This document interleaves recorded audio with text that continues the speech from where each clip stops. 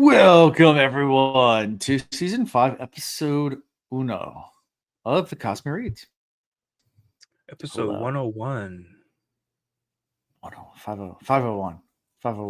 No, 101. 501st. 101. Yeah, 101. Oh, 101. Yes. We eclipsed 101. the century. So we are on to the next Hunyan. Yes. I was thinking TV shows, they do like the 501 or like seasons. Oh, no, you're definitely right. But yep. Gotcha. Look, it's six in one hand, 100 half dozen the other. Half a dozen. Yeah. There you go. Yeah. It's funny. Talk about sightings in the wild.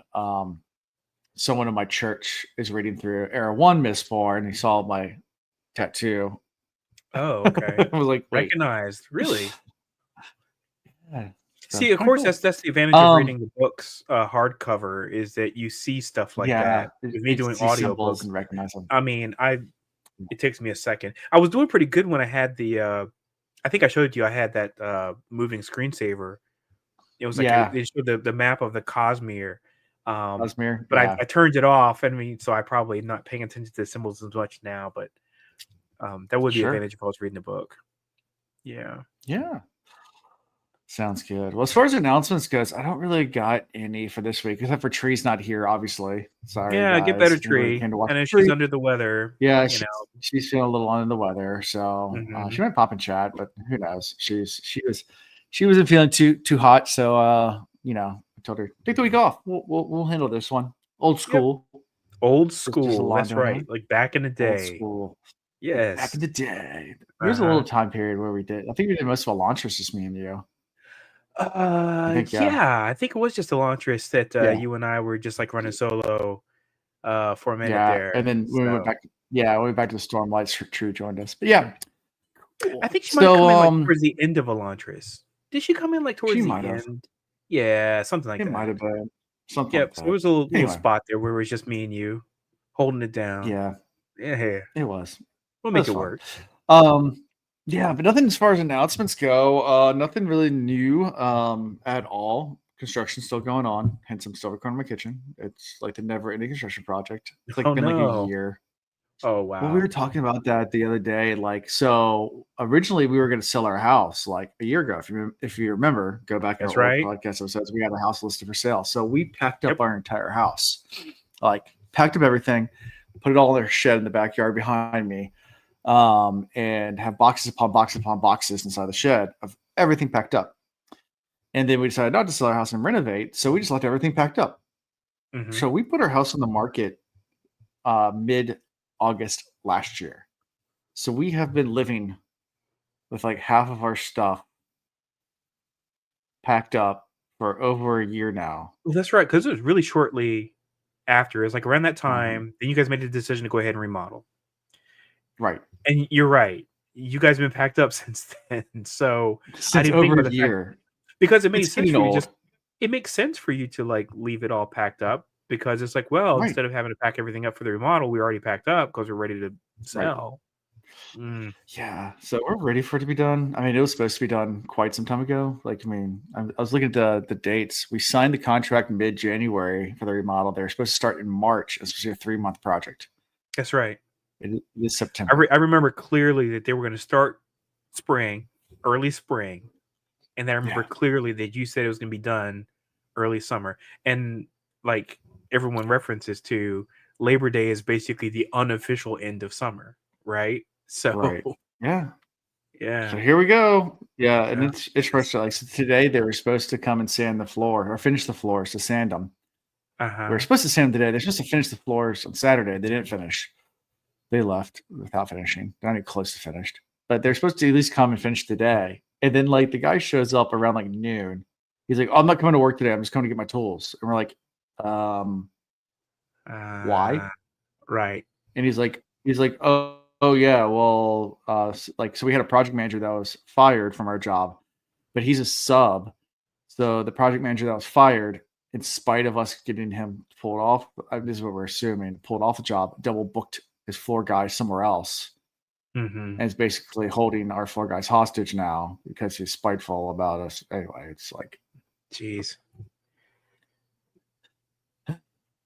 Oh well. So, can you just give me some of that money back that I paid you already, and I'll just go find someone else to finish the project? Or, There's a reason why years ago, I remember there was this survey that went out about the most untrustworthy professions.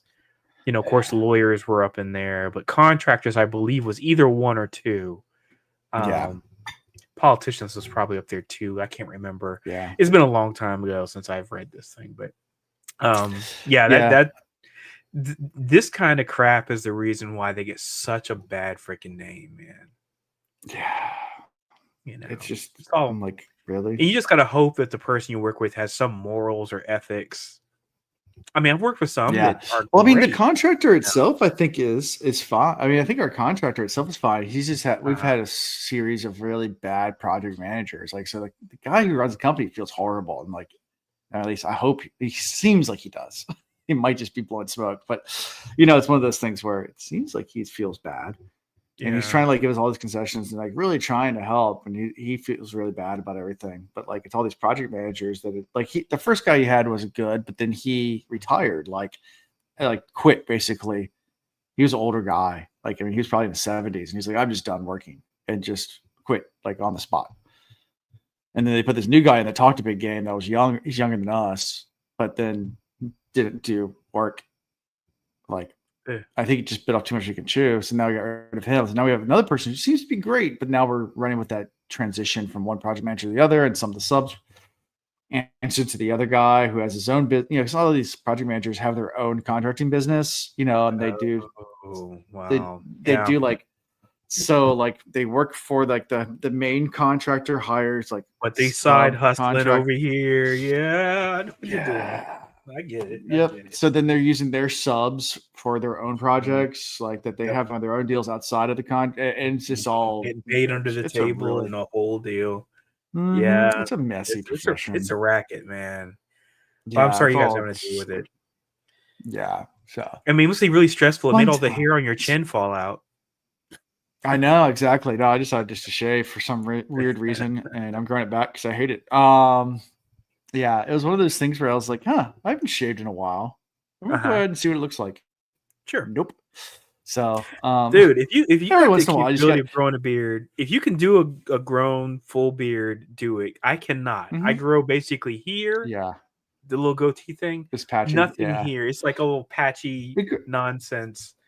I mean, I showed this yesterday and I already have like a decent amount of stubble coming back in. So it comes back fast. Like in like 2 weeks, he'll be back. Yeah, just lock it in. So in 2 weeks, he'll come back. I'm not too worried about it.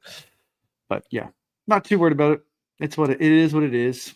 Yeah. Hey, change it up. Do something different. You feel like a new person for a day. And be like, just wanted to see what's underneath there. It's been a while. That's right. There you go.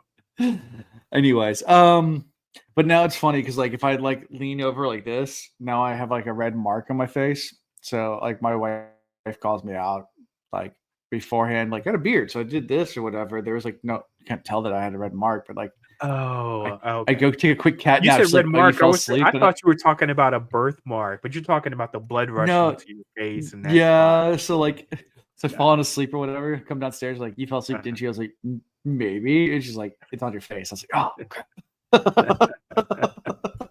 the telltale signs. Oh no. Problem being pasty white and not having a beard. It's a curse. It's a curse. Hey. So it is what it is. It is what it is. That's right. So, let's talk about some Mistborn. We're back in Scadrial. Back on the planet of Scadrial. We're back in the world of eating some metals. Although things have changed.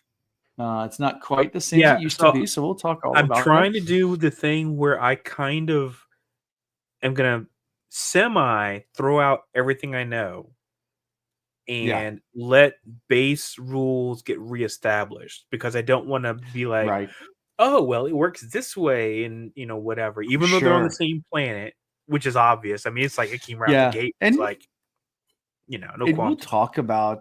We can talk about the reasoning behind it too. There actually is a reasoning behind some of these things. Okay. But we can talk about that when we get to that part. But first, we got to start with meeting by meeting one of our characters. So we start with the prologue. Yeah. And we get to meet Wax right away. This is Prologue, called by the the Wax way. and Wayne. Very strong prologue from Brandon Sanderson. Very strong. I like the prologue. Very strong. He came in typical Brandon Sanderson. You can just tell a guy. You know, we talked about Elantris, and he was kind of getting his footing. I mean, he came in like really well established, really great. You know, kind of self-contained, almost like a little mini kind of horror suspense thing right off the bat. Oh, and I was like, oh, this is really, really good, really well done. So oh yeah. So we start with Waxamillion. Maximilium. Just call him Wax. Ladrian. He goes by Wax at the beginning. He's down in the roughs. So he's a law man at this. You learn his full name. Yeah. Right. But yeah, he's Wax. He's a lawman and down in the roughs. And he's been hunting down basically a bounty. This guy that's been killing people. Yeah. You know, and down in the roughs. And the roughs is like basically the ghetto. It's the horrible part of the city of Ellendale. Near the city of Ellendale. Ellendale is the capital, named after our good friend Elend. If you didn't catch that, I figured it had to be right. Era 1. Yeah. So, and you start to see the way he's using his elementic power a little bit differently before, because we have something different that we didn't have hundreds of years ago, which is technology has advanced and we have guns. It gets introduced right away. So it's not like it's a spoiler that it's Mistborn with guns, because it's right off the bat. We got guns. And he is a pusher, our coin shot, as they call, as you know, the old name still holds true. They still call themselves coin shots. Mm-hmm. He pushes metals. So, interesting enough, they say coin shots and a coin never comes up. In any of these 3 chapters, coins never come up. Why shoot coins when you have bullets? But they still call them coin shots, and I thought that was interesting that the name carried on. You know, even though you're not carrying around bags of coins like you did before, you know. Right. But there's a lot of things in our language that carries on from like old things that you don't use anymore that still carry on. I mean, there's tons of stuff that has no relevance to today at all. Yeah. Which I love those little things like where it carries on from hundreds of years ago, because that happens in our time all the time. And then people are like, why is it called a thing? And they're like, well, yeah, but back in the day, there was a thing in the thing, and you used to have to do the thing. And it's like, what? And you're like, yeah, that's why. Why do we still call it? Yeah. So, but now they choose bullet casings versus coins to themselves everywhere. Just drop a bullet casing and go flying through the air. Because we have bullets. But yeah, so he uses he basically has perfected, I guess, being a not a Mistborn. We learned later that Mistborns are really, really rare, if not kind of mythical at this point. Hundreds of years later. They've kind of slowly worked their way out, and they were rare back before. In Mistborn Era 1, Mistborns were rare. Pretty much only the noble houses. I mean, Vin and Kelsey were unheard of being not noble born and being Mistborn, because there were Allomancers that were regular people, but not, it was because the bloodline was kept pure. And he even talks about how over time the bloodline had gotten more and more less, so the Mistborns were rarer and rarer and rarer as time has gone on. So now you go 100 years, and then you have the breakdown of that socioeconomic. After Era 1 ends, really you had a complete collapse of that old system of nobles versus peasants, where everyone's kind of a melting pot, which then dilutes it even further, which you can expect if you know about anything about genetics, and this is a genetically linked trait. It would get to the point where it's just non-existent. It doesn't happen. Right. And I'm jumping ahead of myself. The other thing that's interesting as well is you do have twinborns now, which you didn't have before, but that was also because the Terracemen were very... You kind of did, but it was like a very rare trait too, because, I mean, the Emperor was one, right? Was twin... Okay, yeah. Yes. But very, very rare. But the Terracemen were also very, very controlled with their breeding until after Era 1. Right. So once the Terracemen were allowed to actually just be regular people in society, you can expect now Terracemen to breed with regular people, and then you get twin-born. So it's kind of like after hundreds of years, this is what happens. It's kind of like, I guess you could follow the genetics of it or whatever. Not that this researching genetics can sometimes be a very, very disturbing thing to research. So I wouldn't recommend looking too much into that unless you really want to go down the dark rabbit hole. But yeah, basic There's genetics. Good and the bad of it. It is, it's a mixed bag. Yeah, there's a mixed bag. Definitely. But yeah, so we're back to Wax. He's using his steel to make a steel bubble. So he can barely just push on the steel. So he's not enough to push anything away, but basically creates this little force field around him that if any metal comes into it, it would just kind of, by a hair, throw things off. So obviously this works for gunfighting. If someone should shoot you from a distance or whatever, and it hits that bubble, it just ricochets slightly off. It just, which might make it miss you by a little bit. It's not an exact science. It can definitely, a bullet can definitely still hit you through a steel bubble. It just gives you that little bit of an advantage. So it's kind of a cool little, he talks about that right away. And then using his elementic ability too, to try to track people, because everybody wears metal, if everybody has a gun on them, he's just sitting there being really still to see if anything moves.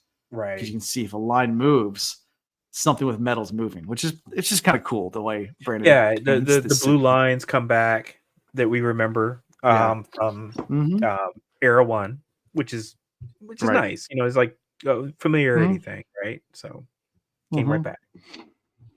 Yeah, and there's definitely a lot of tension in this opening scene. I mean, you don't know the stakes yet, because we learned later that the stakes are super high.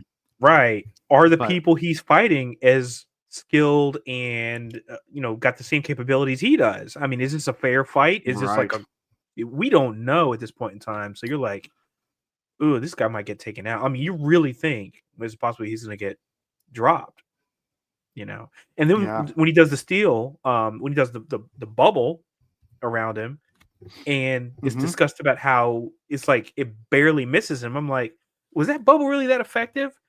But that's the purpose, is that it just kind of, like you said, it deflects it just enough. So that's enough, right?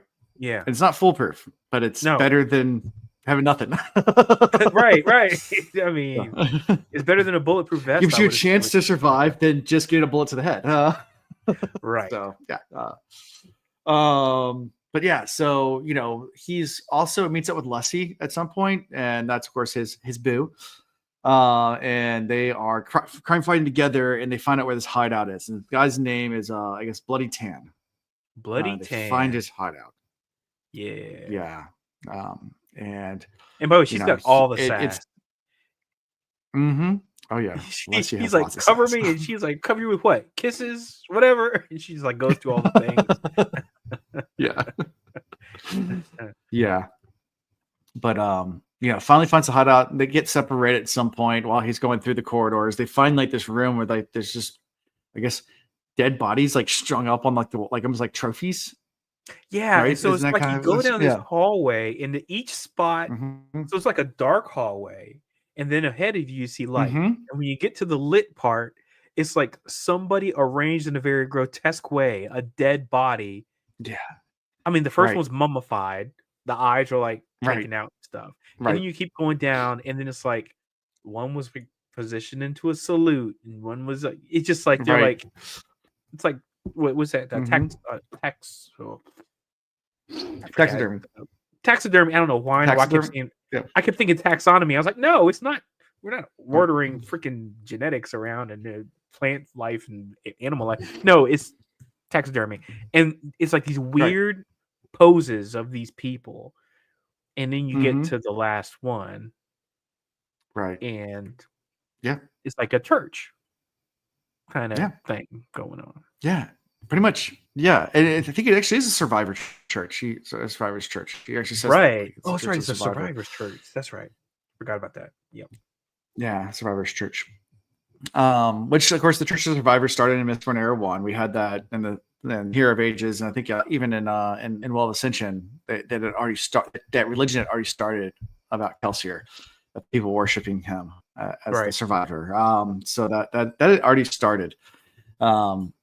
but yeah, but he gets there, and this is where you finally meet our villain, Tan, and he has already captured Lessie.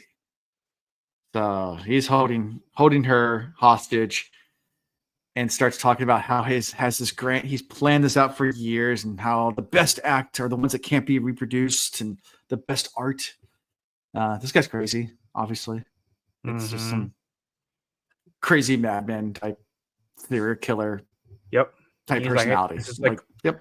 Doing this exhibition, he can only do one time, and not everyone's gonna be able to see it. Yeah, but it's just for him, just for Wax. Yep, it's like one person's gonna see this thing, you know, and yep. But yeah, so yeah, could go a lot more into this, but of course, Wax then takes out his Styrian revolver and aims it at Tan. And right as he fires the bullet, he yanks Lessie right in front of the path of the bullet and kills Lessie instantly. And because this is a well rehearsed thing they've been through. You can tell they've been through it before, because he's like, they do the thing, they kind of meet eyes, they kind of count. It's like 3, 2, 1. Right. You go. Yeah. She obviously does something. He reacts and knows that she's gonna move a certain way or whatever. But Bloody Tan anticipates it and puts the bullet right into her. Yeah. So puts her right in the path. Ends up shooting his own girl. Yep. Yeah. Blood on the wall. And yep. He is traumatized instantly and immediately shoots him. And then immediately shoots him. Yep. Which I think it was his point the entire time. It was his last act. Like, he was planning on dying anyway. But he was. Yeah, I got a lot of Seven vibes from this. If you know, this is all like Seven, what's in the box, the whole deal, you know, the leading up to, and he's like, hey, I'm putting together this grand plan. Yep, absolutely. What's the box? And you're just like, you know, he's like put this whole dramatization together. He doesn't care about how big the audience is, but he's like, I'm gonna make a point to you, sir. You know. Yeah. Yep. But I got all the questions and thoughts about Bloody Tan. Like, you know, was he on a Alamancy level? Did he have other capabilities and powers? Don't know. Got shot in the head. Yeah. Don't know if that means he's dead, as far as I'm concerned, because I don't know this world yet. Yeah. But she got shot too, so I'm like, well, you know, I don't know. Should I consider both of them dead? Yeah. Whatever. So, because they don't go into what happened afterwards. All they talk about is like, he shoots him, he's traumatized. Fade to black. Right. Fade to black. Cut forward 5 months later. That's right. So. Yep. So 5 months later, we're back in Ellendale, or we're in Ellendale, not back, I guess. Well, back for him, but new for us. New for us. That's that makes sense. Yeah. Wax is in attendance at a party at Ellendale where he's known as Lord Waxillium or Lord Landrian. Because he had already said something in chapter 1 in the prologue about the fact that he was from a well-to-do family, that they were like near collapse because of their was the uncle, money? Because their uncle spent all the money and did all the things, and also kind of ruined the family name a bit.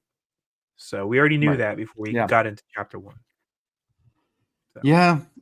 Yeah, exactly. And Wax had returned to Etherdale in the wake of his uncle's death, because his duties now to his household, where he's kind of the next heir to the house. So even though nobility has there's still nobles, obviously, although it's not quite the same as before. It's not the oppressive thing, but you still have the roughs and you have high society, right? So you will see. I'm saying we'll see. I don't know.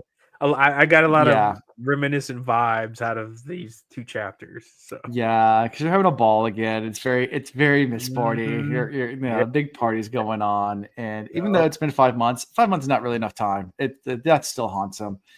He's still having a hard time. He doesn't want to be around people. He's avoiding conversation. I think he makes his way. He makes his way to a balcony, kind of be alone. And Lady Set, which we recognize that name. Remember Set from Mr. Nerd One? Yes. Yeah. Lady Set appears. I didn't know if there should be a relationship or not, but that's immediately where my mind went, was Set from the first. Same spelling. Yeah. CETT. Yeah. So. Oh, okay. I never knew it was spelled that way. Yeah. Okay. It's spelled that way. Yeah. So if I had seen the spelling, I would have definitely known they were the same thing. So sure. Yeah. Okay. Appears at the balcony, she's urging Wex to rejoin the party. Instead, Wex is like, "No." There's a slips off the balcony, drops a bullet, and uses it to push off the garden wall. Yeah. We get kind of a view as he's flying around the city of Ellendale. This is kind of a world building chapter. Obviously, there's some old buildings mixed with some new structures that are coming up, and they're building some of the tallest buildings that have ever been built because all these technology marvels are happening. Stories tall. That's crazy high. I mean, considering that before it was like a little high, but 50 stories is almost a mile if you think about that, right? I mean, because it's 50 stories. What average story is 10 foot, so 10 times 50 is right. Is that right? Yeah, 10. No, it's not 500. 50. It's not. I'm sorry. I don't know why. I thought it was a lot more than that. It's only 500 feet then. Yeah, 500 feet.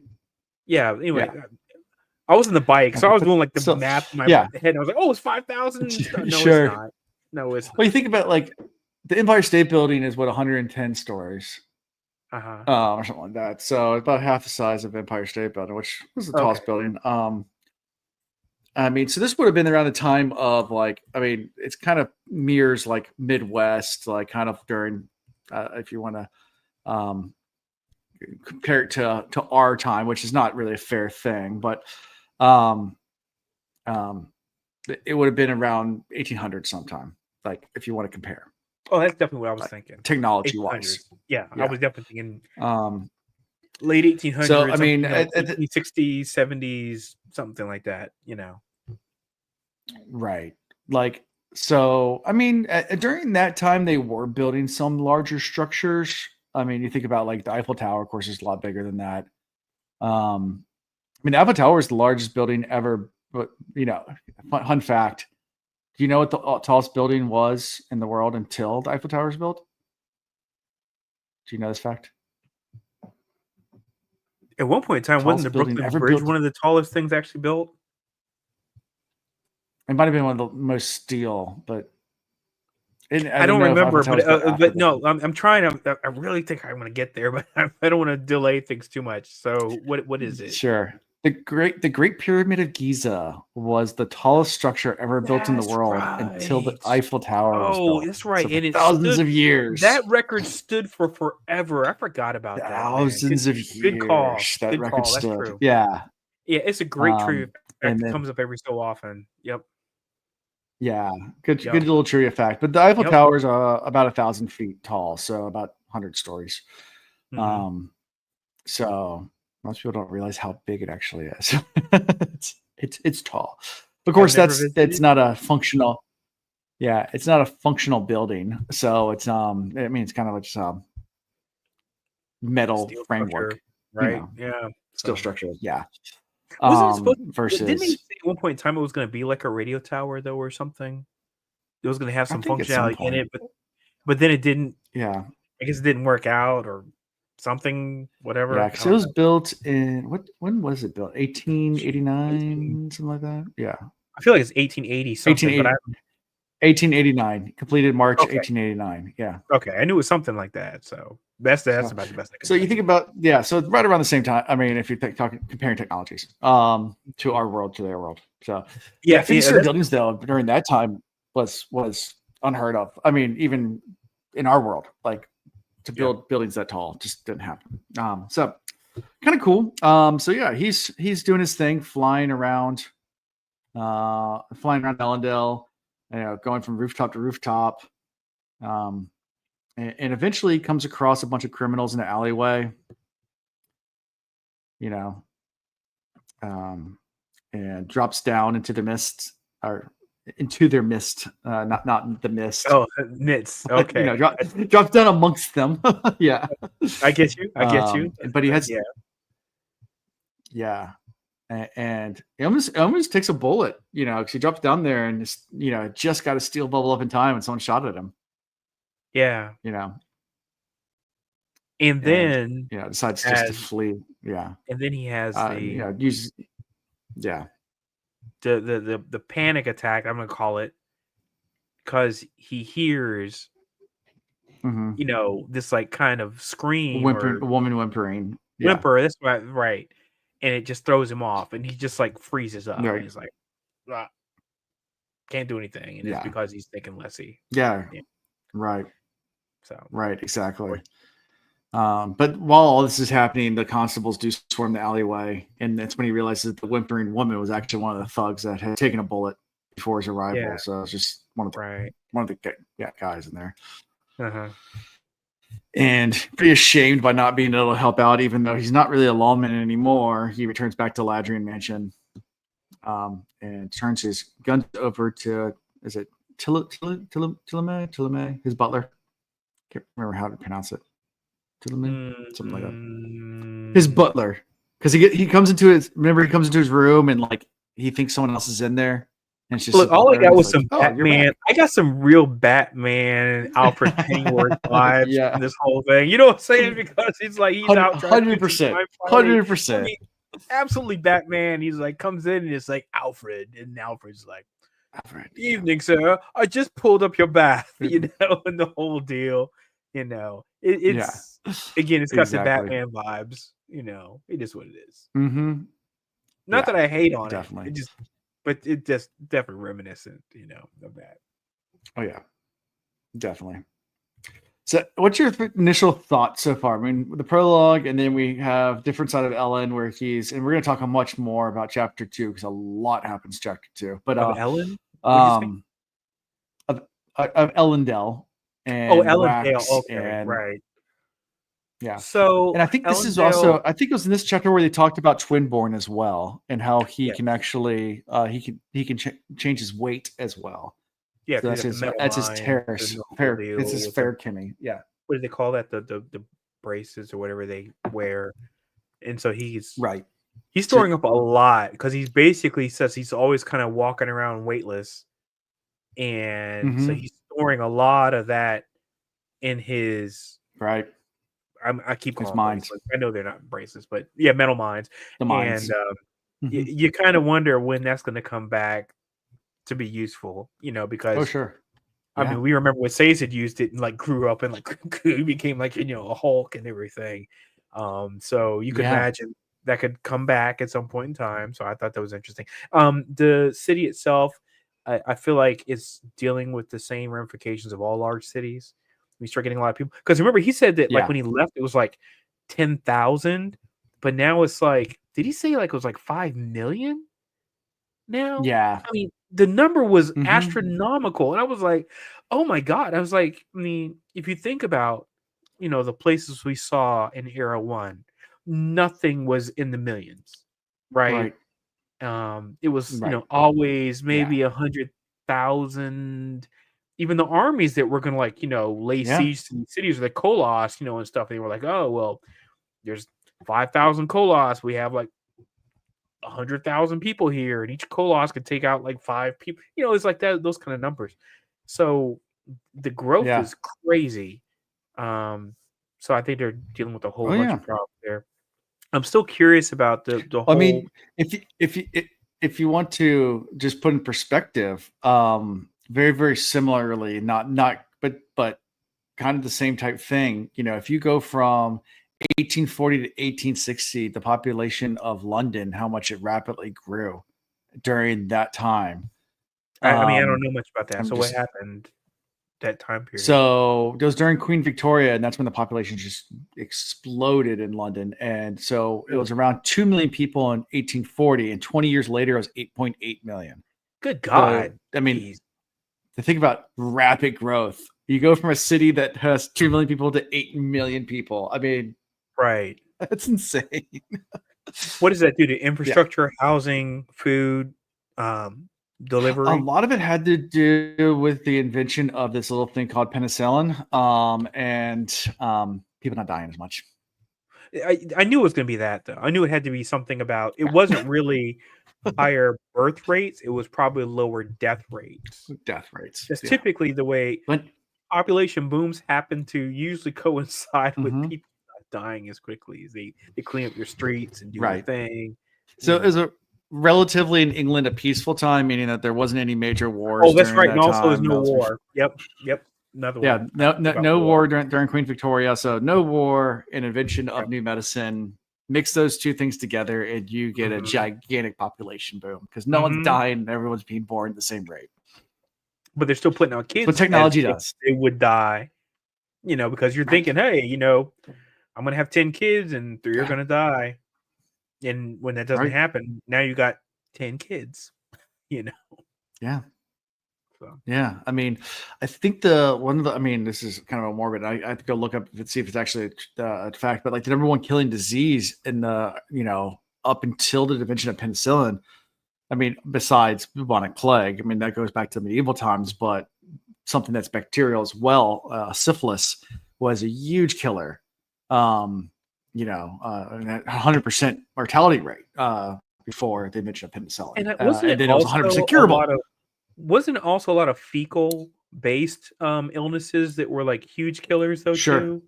What, cholera? Lots of stuff like that. Cholera, dysentery, tuberculosis was a huge thing. Oh, tuberculosis. Tuberculosis. They called it. I think those are the two ones. I think you just nailed it. I think it was tuberculosis and dysentery.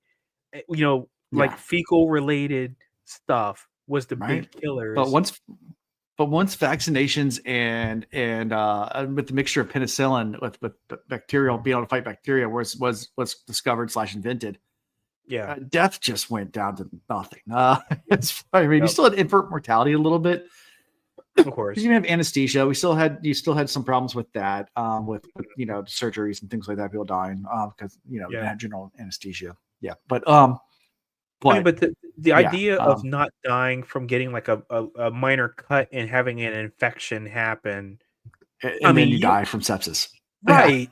I mean, how much stuff we get cut every day and we think nothing of it. But think about being in that era, and then you just happen to like some piece of metal or blah blah blah. You're working with something, and your horse is like you're plowing the field, and accidentally you get nicked, and then all of a sudden, a week later, they're like, "You're dead. We can't amputate your arm. It's already spread. It's everywhere. Yeah, it's already gangrenous, and it's everywhere. You're septic. You're done. And you're done. Yeah, and there's nothing you can do at that point. Yeah. Now it's so common. It's like, oh, shot. You're good. Yeah, you're fine. So yep. Yeah. So So they don't talk about medicine in this book, but I'm guessing the population explosion is something very simulation. Probably a combination of two things with the cities. One, the cities growing in size, which whenever a city starts to grow in size like that, a lot of people start to move into it. So you have people from the outside that are living in rough areas and think that there's opportunity. Yeah. To move in, mixed in with explosion of technology, you get rapid population growth. And that's happened throughout history. I mean, you think about, going back to any, we call it revolution, whether it's the agricultural revolution or the, late 1800s was the industrial revolution. So that's when cities started getting built out of factories. So everybody had jobs, and you went to the city for your jobs. Lots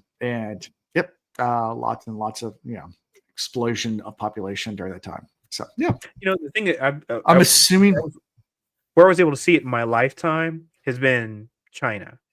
I mean, I remember as a kid, China being thought of as this rural backwoods, destitute farming, whatever. And that's late 70s. And then you look, it's like, then in the 80s and stuff, Japan was like on the forefront of technology and stuff. But then you get 90s, early 2000s. We start giving them all of our manufacturing stuff. So they learn all of our technology, and then they start everybody who's out on the farms and stuff, they just migrated right into the big cities. And now they have more million plus cities than anywhere in the world. I mean, it's so common. I mean, another micro example of that would be like something like Dubai or something like that. Like, where, Dubai, definitely. When we were kids, Dubai was desert. There was nothing there. But they also knew it became a major trade port. But they had to do something because they know that oil is only going to last for so long. So it's like, we got to diversify. Right. And UAE doesn't have oil.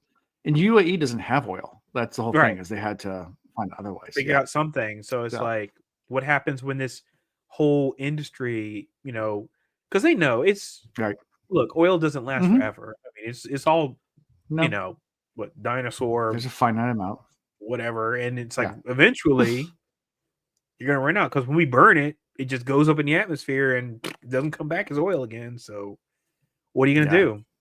So they're figuring it out slowly but surely.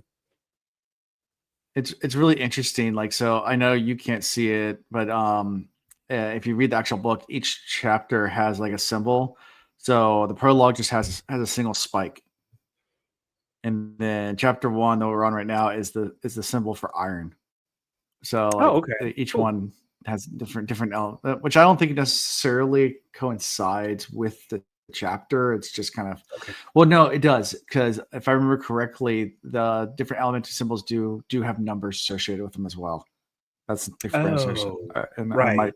Because they're called like the 1st to 12. Because I mean, that was like one of the chapters in I forgot the short story Arcadium book. Unbound.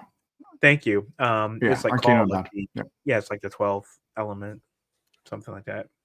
Was one of the chapters we read. Yep. Yeah. And you guys told me so when we did the first Mistborn series, you were telling me that there was like little symbols like on the chapters and stuff. So I'm not surprised. Yeah. Yep. So after all this, Wax is pretty ashamed, but he wasn't able to really be a lawman because he still has the shakes or whatever from Lessie. So, he gives his guns up to his butlers, has to keep in safe place, and he's going to now devote himself to just becoming Lord Ladrian, in the public eye, and leave his old ways of being a lawman behind. Right. The start of every story. I'm done with that. I'm hanging up my hat. By the way, I like the fact that it's described. Sure. It's described that his guns have not comically large muzzle. What's the end of the gun called? I can't remember. Barrel. Thank you. Anyway, it's not comically large, but it's noted that he's got some like large barrels on his guns. So much so that he's trying to use these like holsters on the sides, and it's like kind of awkward the way that they're sitting. And all I could think of is that huge gun that Jack Nicholson had in the first Batman movie, and he uses it to shoot down the bat plane. And it's like this huge freaking 6 foot long, revolver or whatever it was. I know it was not that. It reminded me of the revolver from Hellboy. Like the I've never seen any of those movies, by the way. I've read the comic books. I have never seen a single Hellboy movie, and I know that I feel bad that I haven't done that. As a comic book fan, it's sacrilege, but I know I gotta get there at some point. At some point, you gotta watch the Hellboy movies, and they are what they are. It's just one of those things. I just keep forgetting it's out there, and I'm just like, at some point in time, make time, Alando. Go watch these movies. So I hear they're like, didn't Guillermo del Toro do the second set of Hellboy? Second Hellboy movie. I think, Okay. I never saw the third. I think there was a third one. I never saw the third one, but the first and second one are good. I enjoyed them at least. Okay, so I don't know who did which ones, but I need to watch them because I like the comics. Yeah. Nolan. They're fun. Made them. Yeah. Yeah. Because that's in what is that? DC or that's DC, right? No, Hellboy is independent, and then they ended up under Dark Horse, unless I'm mistaken. But they're not DC, they're not Marvel, and not Image. So if they are now, it's only been acquisition, but that's not what they came out as initially. That's not what they came out as. Okay, gotcha. Sounds good. Well, anything for chapter 1 before we move to chapter 2? Okay. It's good stuff. I like the Batman element. Yeah. So 6 months later, chapter 2. It's 6 months later. So we're 5 months and 6 months. So now we're almost a year after the event. Mm-hmm. And Wax has an appointment with Lord Holmes because it is now time to arrange a marriage between the House of Harms and the House of Ladrian with his daughter Steris.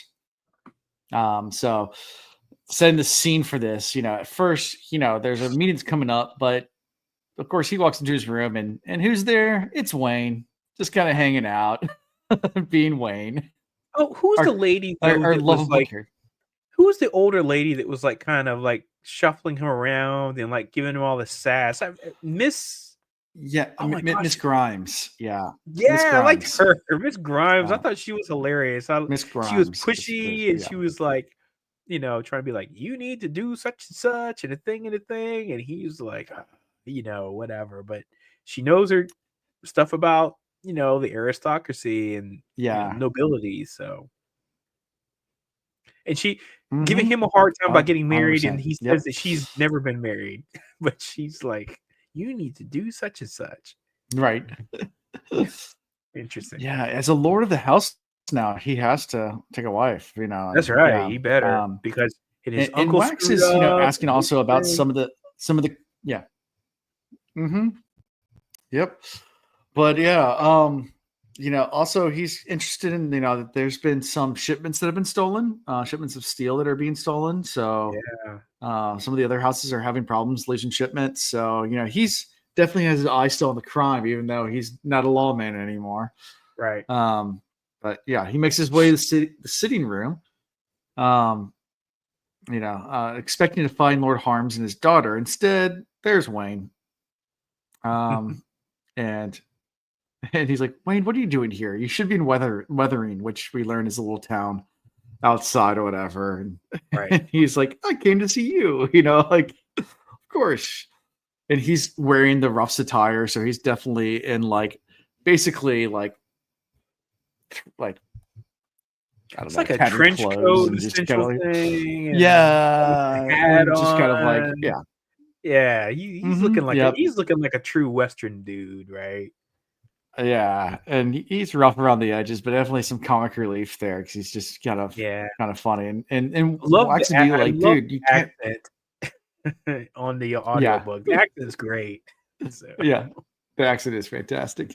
Yeah, but of course, Wayne does accents as well. Irish. So it's like Scottish. Maybe I think it's more Scottish than Irish. It's kind of maybe a Cockney accent almost to maybe it is more Cockney. I have to listen to it again. Cockney, I can't remember right now, but it might be more Cockney than Scottish or Irish. So you might be right. But so he's and Wax is like, you can't be here. Like, I'm about to meet with another lord, and look at you. Like, I mean, like, you got to get out of here. You should be back in Weathering. And he's like, whatever. And just then the door chimes, and Wax is like, crap. But quickly, because we learned that Wayne can do something called a speed bubble, where he can just basically slow down time for anybody inside his bubble and change time, so he can change into a whole disguise quickly without anybody noticing. Throws all his stuff off, puts a fake mustache on, gets himself all prepped and ready, and then comes out looking like nobility.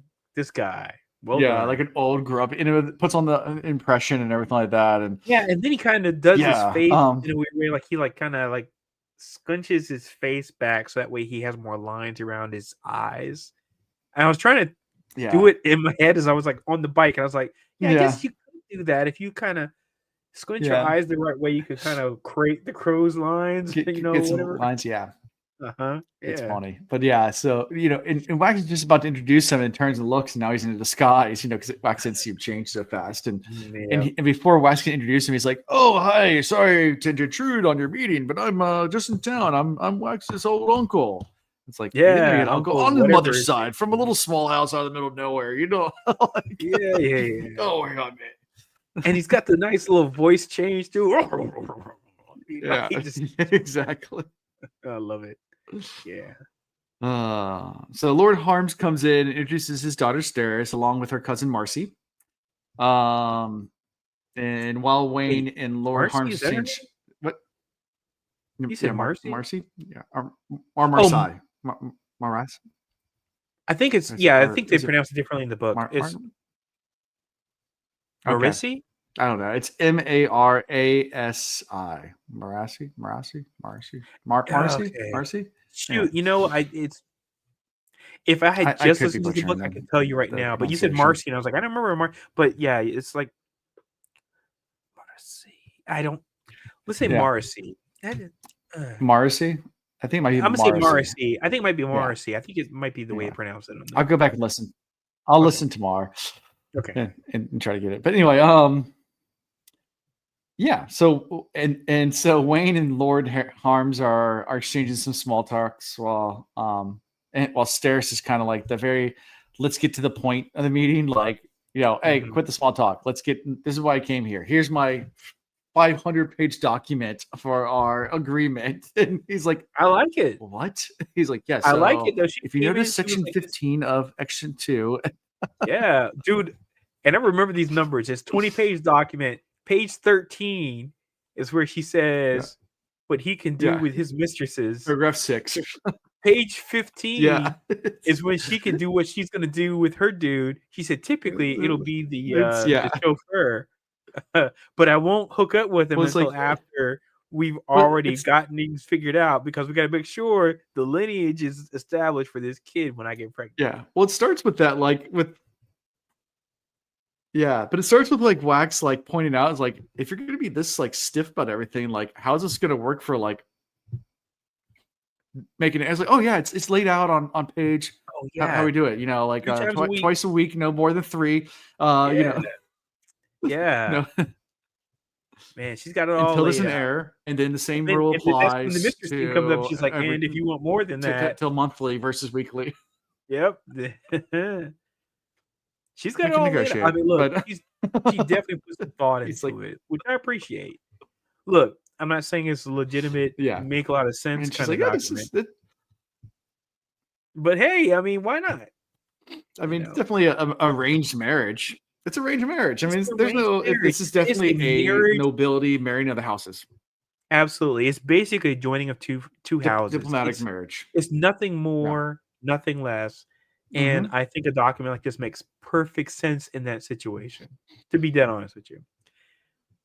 Because they dated and love each other and stuff. Now he is interested in, I picked up on these vibes, he is interested in the cousin, Marasi, or however we're going to say her name right now.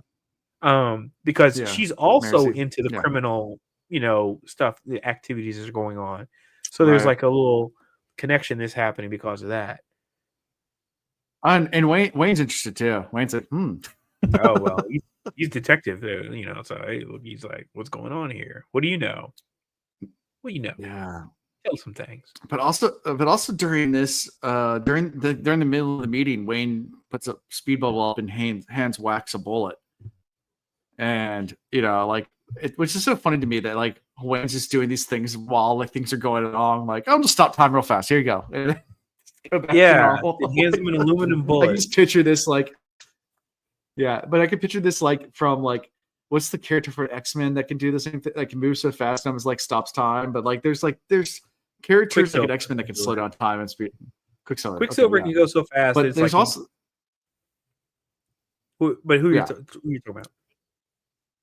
I think I was talking about Quicksilver, but there's also, isn't there another character that can affect time? There's a lot of characters that can do a lot of things with time. Yeah, I know. Yeah. So, and then a lot of them have the ability to go back in time, like Bishop and Cable. Trying to think of other characters that can do that. Yeah, Forge has even been created, time creating device. But they've all been able to do that. But the main thing is the guys that can go super fast. Those are the ones that can almost stop time because they're going so fast, that kind of thing. Stop time. Yeah. Yep. Of course, Quicksilver's done it in 2 X-Men movies. Well, the Quicksilver from the Fox X-Men movies has done it a couple times. Very fun. Yeah. Yep. Yeah. It's fun. But so hands in the bullet, then it collapses the speed bubble back down to normal time. And they ended up the meeting. I guess they come to an agreement. Whatever. Lord Harms leaves and then turns back to Wayne to talk about this aluminum bullet. Just And he says apparently Wayne tells Wax that at one of the robberies, one of the thieves dropped this bullet, which is really concerning because unlike other metals, aluminum, which we've seen a lot of Cosmere, for some reason has weird properties, and it doesn't. Yeah, it does weird It's not things. affected by. Yeah, because in stress, of course, it kills the spores, but also aluminum does stuff to the shades in the Force of Hell. You had aluminum knives. I think it was aluminum knife, right? Wasn't or silver? That was silver. Never mind. Oh, okay. And the shades in Force of Hell, it was silver, but not aluminum. Okay. But still, because silver's in Tress too. That's why silver also does some weird stuff in Tress, right? It does. Yeah. So that's why I got too confused. But yeah, aluminum bullet, which it's usually used to kill steel pushers because they can't stop the bullet. Right. It's also really expensive. I'm also so curious, though. I mean, because even though aluminum is durable, an aluminum bullet wouldn't hold up by itself, which means you have to have something behind the bullet.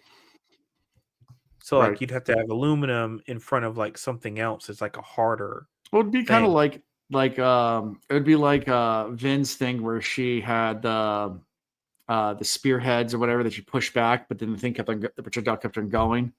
She did something like that. A combination. Yeah. Exactly. Yep.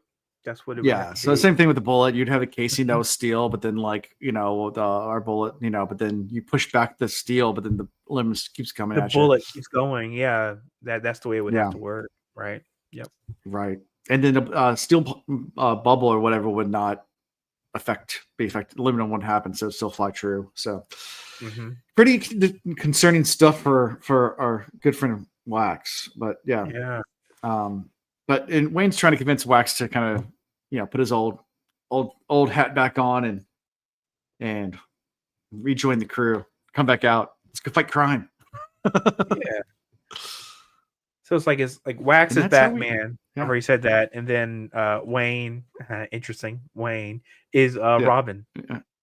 Is Robin? Come back out here with me on these streets, these mean streets, and help me. Boy Wonder. I'm the Boy Wonder. Detective. Again, I get all the Batman vibes from everything in this thing. I don't want to say that, but it's so true. It's like it's just Batman through and through, right? So, which is fun. I mean, Batman's great. The comic books, the movies, all Batman stuff's pretty good. I wouldn't be surprised. Fun times. I'm waiting for you to tell me that Brandon Sanderson did that purposefully, like he did with the Princess Bride elements in the last book. I had to go back and look. At some interviews, but I wouldn't be surprised. He's a huge comic book person. I mean, Brandon Sanderson's into again, this has comic book vibes through and through. I mean, everything about this just like screams comic books. Yeah, which is again, I mean, he's you're talking to a comic. I mean, like Brandon, I love it. So Brandon Sanderson's even done he's taken MCU clips and redone them. I don't know if I show it to you sometime, but there's one when he did a book announcement. I might have told you about this before, so stop me if I have. But the extra scene from I think it might be First Soldier, Captain America, but at the very end when he's punching the bag and then hits the bag and it breaks and he goes and pulls a new bag up. Yeah, the captain. What I'm talking about, that from MCU.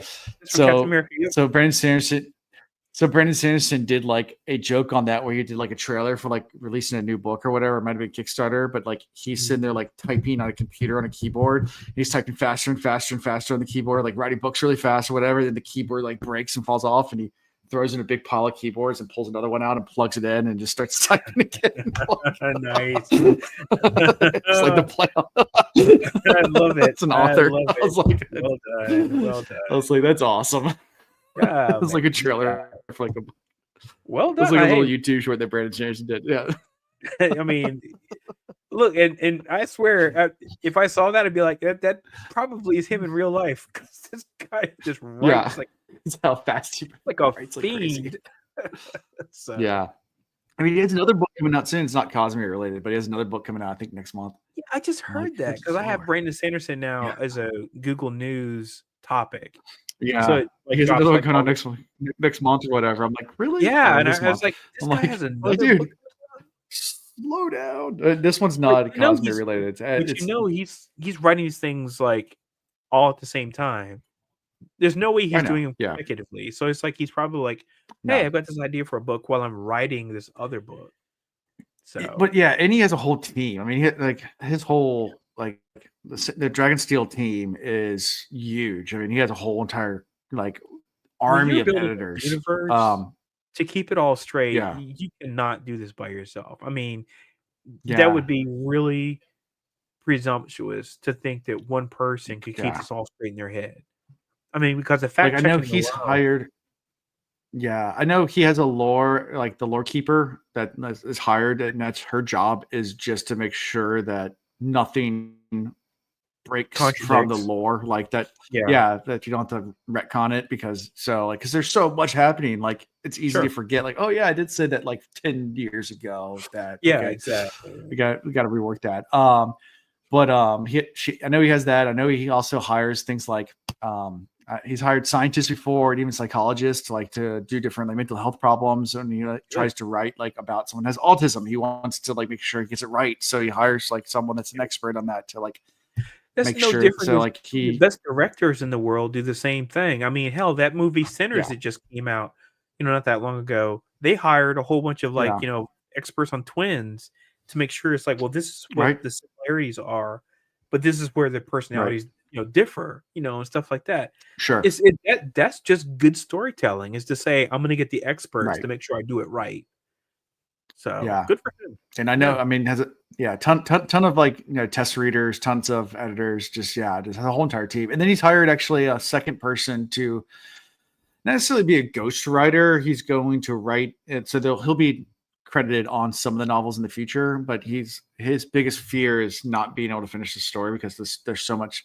Because he's even said right now he's about halfway right now through the whole story he wants to tell in the Cosmere. Mm-hmm. And he's not old yet, but the fact that he has a lot of story left to tell, and right. There's only so many years someone has in someone's life. He's hired. Sure. He's hired some. You want to flesh it out. You want to write. I mean, because the amount of effort it takes. Yeah, it looks crazy to us. I mean, but you could run yourself into a grave. If you just sure, 100%. Just push yourself and push yourself and push yourself. And then of course I hear all these wasn't it just a couple weeks ago? There's a lot of people saying, "Hey, George R.R. Martin." Wasn't it a fan that said George R.R. Martin? You should hand it over to Brandon Sanderson and let him write it out. That was at Worldcon. So it was at Worldcon. It was a panel, and it was George R.R. Martin on the panel, and Brandon Sanderson was on the same panel. So they were in the same room together. Yeah, that's the most rude thing, and it's controversial because it was rude. I mean, the person was just very rude. Hand, that was not a cool thing. It asked us so if you die, did you pick out an author who's going to finish this for you? And then they actually hinted to Brandon Sanderson, and Brandon Sanderson means I'm not doing it. He immediately he got the mic. He's like, I'm not doing it. Right. But I mean, it says a lot, though. I mean, this guy, if this series, Song of Ice and Fire, does not get finished, fleshed out, the legacy will be the show, and that is a terrible way to ruin what you put out. So, oh well. So we end with, like I said, Wayne trying to convince Wax to, what he truly wants. Tries to convince Wax of what he truly wants. I like the fact that he called him out for being as boring as that contract. Yeah. He was like, "Don't worry, he's just as boring." This guy. Yeah. Waxilium, I think is his name now. Not Waxilium. Yeah. Yeah. Mm-hmm. Not old Wax. Yeah. He's Waxilium. Oh, Wax. Yeah. Making fun of him. Oh, now you're gonna be a lord and everything like that. Why don't you be a lord, man? Come on. Sometimes you need to have a friend like that around you at all times, just so that way they just kind of put you in check and put you in your place. Sure. That way, if you start getting a swole head, they're like, no, not in my house. Yeah. You need a friend like that sometimes, just to be like, hey. You're cool, but you ain't that cool, Yeah. So definitely fun times. So what's your initial thoughts on entering back into Scadrial and this new era of Mistborn as we're in the Wild West? Mayority was good. I liked, returning back to Alamancy. I mean, it's something, again, 3 books of it. I mean, and it's the only right. That's where we started thing this we've podcast. had major Mistborn, so. that we've had major exposure to was this particular magic system. So it's really comforting to come back to it. I was surprised how much of it just came back to me just like that. Iron, steel, steel. They said aluminum, and I started thinking about the aluminum, not just aluminum, but also aluminum alloys. I started going into all that and thinking about that. They started talking about the time stuff, and all I think about was pewter and all the things. And they even mentioned it, like he was down on himself, and it's like they even mentioned zinc. They're like, "Oh, I know a good zinc specialist. Zinc, I know a good zinc to work. That's a therapist, a zinc therapist." Yeah. So I was like, I mean, it was just kind of cool getting back into an area that, I mean, I'm not an expert in, but it's something that's just familiar. Familiar. So that's fun. But there's new elements to it too. So it's like you get a little bit of the old and some new. What I really want to understand is, what do they think about what happened? We witnessed it as part of that first trilogy. Yeah. I am so curious to see how much of it is now treated as lore, how much of it is treated as mythos. I'm so curious about all that stuff. So, like it's almost like a curse in like the first book. It was like Lord Ruler this, and Lord Ruler that. Now it's Harmony this, Harmony that, because it became Harmony at the end. So, so I'm like, Harmony. I was like, all this Harmony stuff is coming up, and I'm like, okay, what do they really think Harmony was? I mean, do they? So how much they hint to it about the 2 different religions during the contract. So Steris is a survivorist, but Wax is a pathist, which is the Harmony path. If you didn't catch that, no, I did not. He believes in but that's what that is. So he believes in Harmony as God, and they believe in the Survivor as God. It's like the 2 converging different religions in the world based on old history, which is just interesting. Okay. Get it. Yeah. But again, I'm so excited to see all these interpretations of what we witnessed. I mean, we witnessed it. We know exactly what happened, but these folks, but they're just this is just handed down lore to them. So exactly. Yeah. And they talk a little bit. There's hints like of the hero, Vin. They talk about it as in this awing type, this person of old, like legendary person that existed way back when, and it's just it's pretty cool. I was interesting. Excited for that stuff. So I really wish we got trains too. Yeah, trains. That's right. Oh, I'm really wish that the tree wasn't ill so we could hear her take on this, but I really want to hear what her thoughts are. But I can't remember how she's read the first. She's read only this book, just first era in this book, and this one. She's read this book. Okay, but she has read the first era, right? So she remembers all that. Yeah, she's read era 1. Yeah, she's read era 1, but she's only read this book in era 2. She never went on before. So she has read this book before. Okay, got it. Okay. Yeah, she has read this book before, but she has not. So she's not going to be somebody I'm going to be able to relate with when it comes to. I don't know what's going to happen. And I'm curious about stuff. She's going to probably. She doesn't know the end game because she hasn't finished this. All 4 of these books. There's 4 of them. By the way, this book looks pretty short. It is. It's a very short book. Yeah, I didn't realize. I thought this book was going to be as long as the other. Books. I think the third one's pretty long, but I'm curious about that. We'll talk about it when we get to the end of the series. But I really feel like there's a story as to why this one is so short. I feel like there was probably about when it was published, there was a competing priority he was working on. Yeah. Or something. We'll get to it later, but but I just noticed it when I pulled it up. It was it came up and said it was only 6 hours, and I was like, 6 hours. I was like, we're gonna do 2 hours of it in the first 3 chapters. So we're not in this book for very, very long. I think it's only a few weeks. So 1, 2, 3, 4, 5. I think it's 7 episodes total.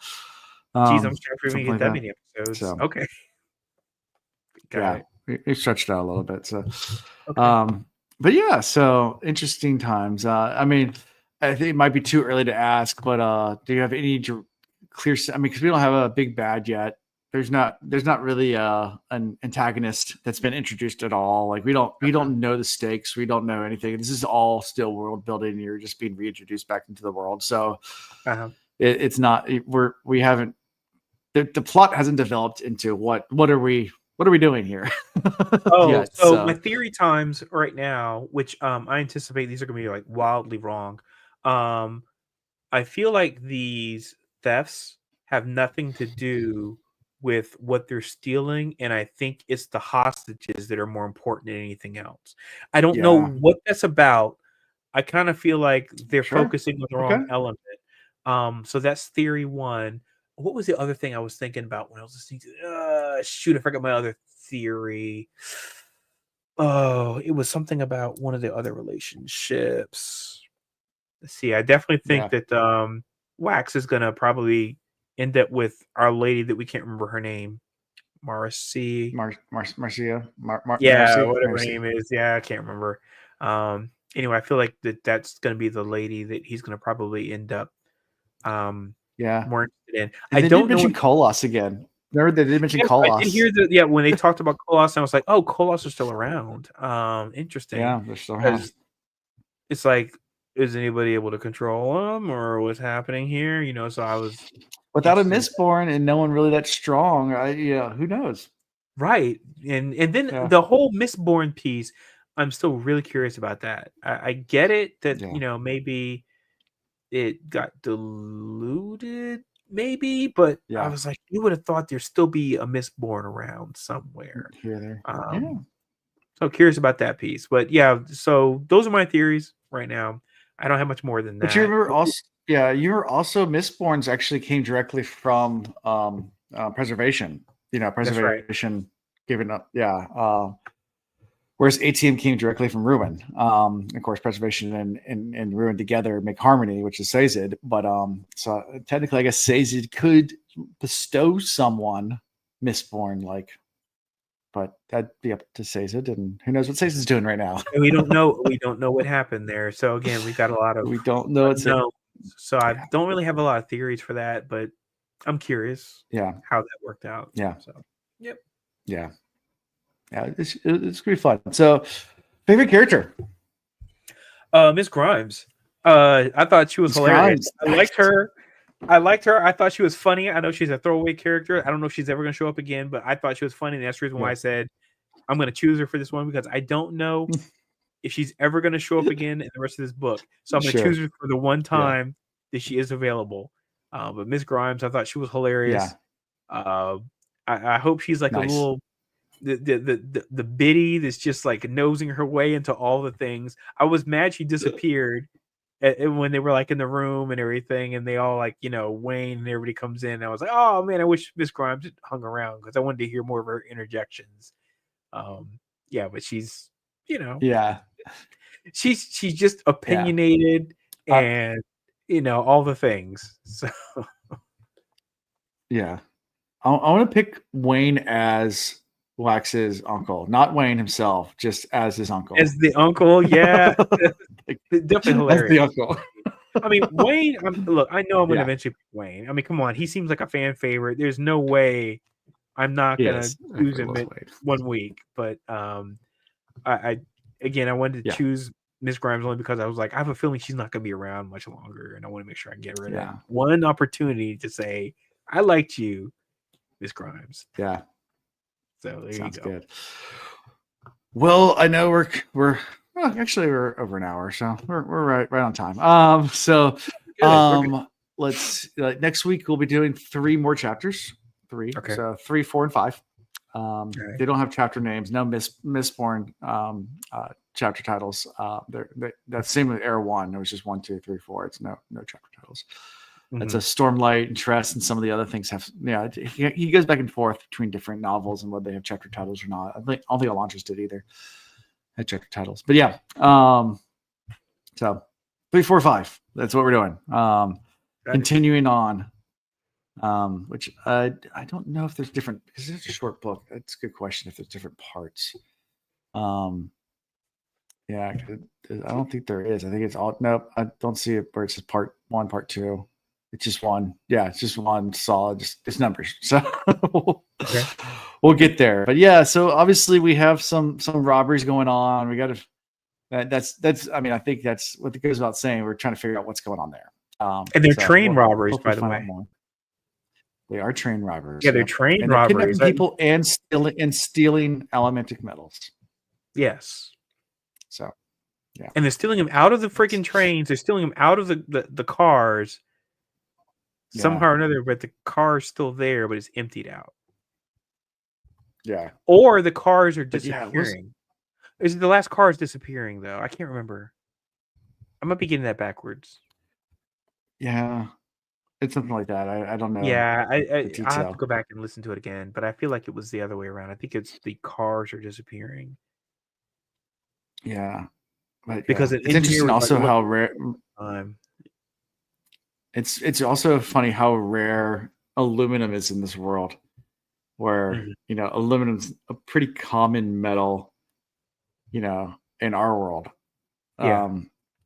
It's a really cheap metal, but there it's not. Which it always, it goes back to the Carl Sagan thing, space dust. We're all space dust. Where like in reality, you would think that every planet would have around the same composition because of how metals are made. Like the more heavier metals always going to be the more rare metals because you need bigger explosions and bigger supernovas to create those metals. Hence why gold's really, really heavy. Aluminum is very light. It gets made a lot easier, so there's a lot more of it. Hence why there's hydrogen's the most thing, and then the helium, and then as you go further down the elements, they become rarer and rarer and rarer because, well, that's space dust and how it works. Yep. But in this world, aluminum's rare, and that could be just the mining aspect of it too. I mean, even aluminum's pretty hard to mine in our world, but there's lots of it because you have this. Usually, it's mixed in with other stuff. Like I learned that when I was traveling around the world. Yeah, like bauxite is a type of mineral that has a really high aluminum concentration in it. Mm-hmm. So, like in Australia, there's lots of bauxite mines. So they're mining bauxite, but then they're using it just to extract to boil it down and extract the aluminum out of the bauxite and make aluminum. That's why they're.